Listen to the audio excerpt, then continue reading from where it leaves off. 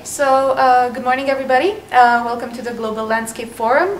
We have an exciting event here at the COP24 in Katowice, focusing on climate action in the landscape. And I have here with me Jennifer Morris, who is the President of Conservation International. Welcome, Jennifer. Thank you so much. It's great to be here. It's a pleasure to have you here, and you just gave an opening speech to our audience in the room and watching us live stream, talking about the challenges of taking climate action. So could you tell me a bit more what Conservation International is doing in terms of climate change mitigation? Sure, absolutely. So climate change is obviously critical for everything we do as a conservation organization. We started out as an organization about 31 years ago focused on biodiversity. And over time we recognized that while we were doing a lot of great work on biodiversity, some of these bigger threats that were happening to biodiversity had to be something that we also tackled. And that, of course, is climate change. So in climate change, we focus really on the intersection of nature and climate change, and how do we ensure that nature, which we know now that science tells us is 37% of the solution, the mitigation solution for climate change, how do we ensure that we are restoring and protecting enough of nature to be able to mitigate climate change? So for example, we're working in some of the key ecosystems like tropical forests in the Amazon in Indonesia, as well as mangrove systems. So mangroves are these incredible rich biomes full of carbon retention capacity, as well as other things like peat forests, also really important in the Indonesian context. So Conservation International's focus really is on that intersection between the importance of nature and preserving nature, not only for the biodiversity benefits and the watershed protection, all of the things we know nature is important for, but also for the critical climate change mitigation aspects that nature provides.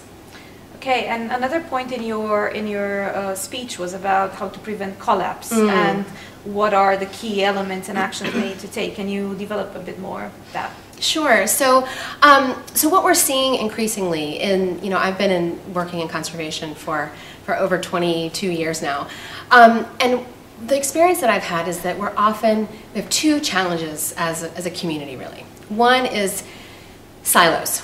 So we have the businesses talking here, and the communities talking here, and the government's talking here. And what we really need to do is have much more of an integrated approach, so that we know, like in nature, we need a diversity of species to have a robust ecosystem. Same in our sector, we need a diversity of actors, of perspectives, of incentives, of people to come together and actually develop a more integrated approach to conserving nature. So that's one, is breaking down silos helps to prevent collapse, and I can talk more about that. And the second thing is this thing about society and our short-termism, and we were just discussing this a bit more in the session of the need to change our values. So Jared Diamond, who I was referencing, wrote this fantastic book in 2005 called Collapse, and he found that this reassessment of values of a society actually can help prevent collapse. And we know that this is true certainly in our societies as well. So not just thinking about how do we take everything we can, whether it's mining or agriculture, palm oil, whatever the product from a certain landscape, as fast as possible, but how do we actually think about longer term approaches that can also have profitability for companies and for farmers. So that's really the two things, silos and ensuring long-term thinking in every community that we're working in. And this is a lot of our work at the GLF, bringing people together who are unlikely to talk to each other. Exactly. And you mentioned Conservation International has a project in Indonesia doing quite the same thing, which is a great challenge. How have you started that, and how do you bring people that are unlike partners to work together? Great. Yeah, I completely agree with you. I think that what the GLF represents is this attempt to break down silos and really reassess our values. And I would say that our work in Indonesia, actually in Sumatra, is very similar. So where we're taking communities, local communities in the area, as well as community level and provincial level government officials, as well as some of the big companies. So we've partnered with 9 of the largest companies working in this area, from Mars to Procter & Gamble to Unilever and many others, to basically sit down and think about an approach which breaks down silos and reassesses values. Those two essential elements to preventing what I would call, in many cases, societal collapse. And importantly, in Indonesia, to decrease deforestation and the draining of peat swamps. And we're having incredible results there. I mean, it's taken a long time, it's been very difficult, but this sustainable landscapes approach that we're taking of long-term planning has had the following results. So for example, we've worked with over 6,000 farmers to increase their productivity on farm between 60 and 100%, and that's for coffee farmers and for smallholder rubber farmers. So that's having tremendous, tremendous impacts. In addition, we know that while on-farm production, sustainable production is critical, also protecting standing forests in a place like Indonesia is critical. And so we've worked with the local government to show the local government not only that forests are important for biodiversity and for pollinators that help support on-farm productivity, but also to prevent landslides and catastrophic flooding, which this region is also susceptible to. So as a result of those efforts and the really great thinking of this Indonesian provincial government to think long-term, we've helped them to, and they've done it themselves of course, set aside an additional 17% of their province, over 1 million hectares of forest that will remain standing forever. So those efforts to integrate sustainable production and forests together in a landscape is, I think, the only way that we can prevent collapse in these areas. And what would be your advice to other organizations that are running, let's say, similar projects that have to engage the private sector, the big companies? How do you include them? Yeah, so companies are full of individuals, and individuals who also have values just like any other individual. So what we do at Conservation International and many of our peer organizations is work with companies in a very constructive way. So we have to be able to sit down with companies and talk to them about the importance of, it's in their enlightened self-interest to make sure that their product is there long-term. And that means making sure that farmers have the right incentives that they need to keep producing products. I'd say, so that's one, is really being constructive and pushing the companies to do the right thing, and also making sure that they're providing the right price supports, because oftentimes farmers, we're seeing this in Central America and many places, are leaving the farms because they just can't afford to continue working.